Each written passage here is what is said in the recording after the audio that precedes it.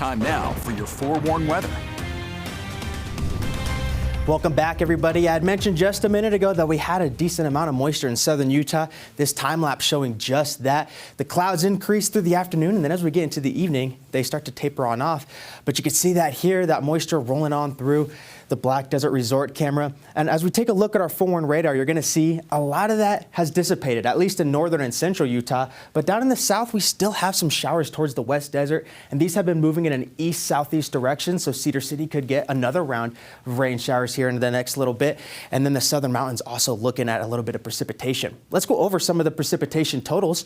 Provo performed really well. Both the Utah Valley and Cache Valley did fantastic. 0.43 inches in Provo, a third of an inch in Wellsville, over a quarter inch in Logan and Magna, Brigham City getting 0.2 of an inch.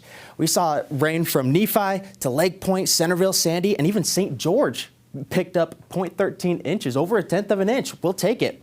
High temperatures since midnight ran in the 60s and 70s for most of us, a couple 50s and 80s in the mix there as well. 63 degrees was the high today in Salt Lake, which is 3 degrees below our average, whereas St. George was 3 degrees above their average at 82 degrees. Now, right now, of course, it is cooler.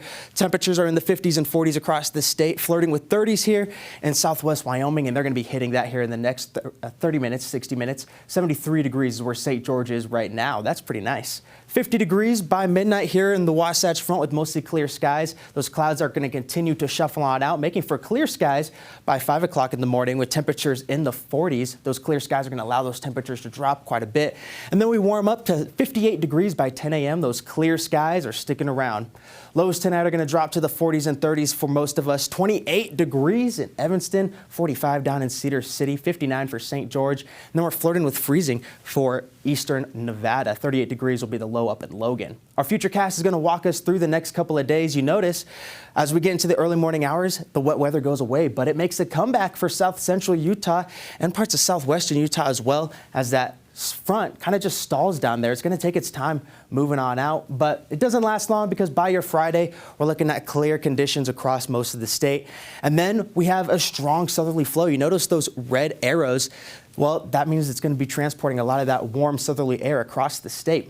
So let's look at the big picture here. This low pressure system that's bringing us the unsettled weather, it's going to start to move across Arizona, those showers sticking in southern Utah while we hang out with high pressure up here in the north. Beautiful conditions. Saturday, it's going to start really nice, really warm, very dry, but don't let that fool you because by Saturday evening, we have more unsettled conditions as a system comes in and pulls a lot of Pacific moisture into the Beehive State and really just the western U.S. in general, and it's going to stick around.